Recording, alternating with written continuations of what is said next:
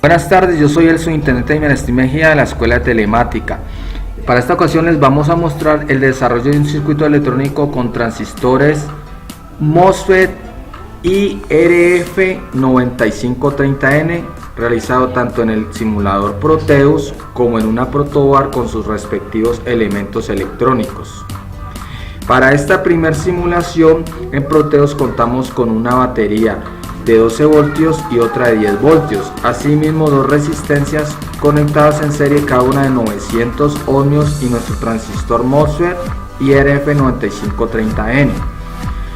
Para las mediciones pondremos un multímetro conectado entre el pin drain del transistor y la resistencia R2.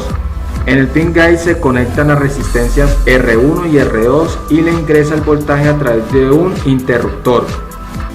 Cuando el interruptor no está obturado, el multímetro nos arroja un voltaje de 11.9 voltios aproximadamente, correspondiente a la fuente de 12 voltios. Esto debido a que no ingresa el voltaje al transistor por el terminal gate. Al realizar la pulsación del interruptor obtenemos un voltaje de 1 voltio correspondiente a la tensión en amplificación.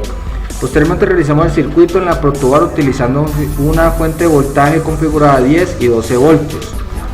Una vez montado el circuito en el protoboard, realizamos las correspondientes mediciones de voltaje ubicando los puntos del multímetro entre el terminal source del transistor y la primer resistencia, de la misma forma que se realizó la simulación en el Proteus, de lo cual obtenemos un voltaje de 0.1 voltios aproximadamente. Seguidamente obturamos el interruptor y procedemos nuevamente a la medición, obteniendo un voltaje de 11.7 voltios aproximadamente. Dato similar al obtenido en el simulador Proteus. Esto teniendo en cuenta que el voltaje nos lo estaría proporcionando la batería de 12 voltios.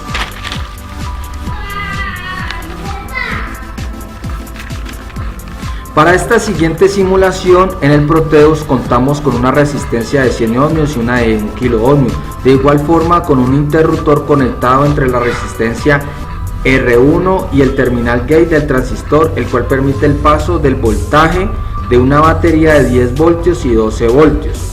Asimismo tenemos nuestro transistor IRF9530, el cual estará adicionalmente conectado a los terminales drain y source de un multímetro que nos indica los correspondientes voltajes en amplificación. Observamos para este circuito electoral el interruptor, nuestro voltaje disminuye de 0.44 voltios a 0.02 voltios.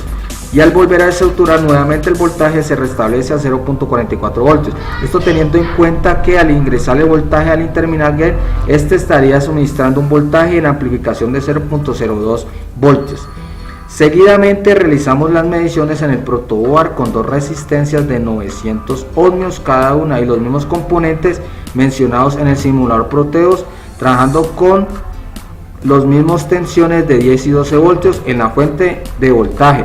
Procedemos a efectuar las mediciones por medio del multímetro, ubicando las puntas entre las resistencias que se conectan a los terminales drain y source del transistor, obteniendo un voltaje de 0.6 voltios, teniendo tensión similar a la que nos arrojó el simulador Proteus.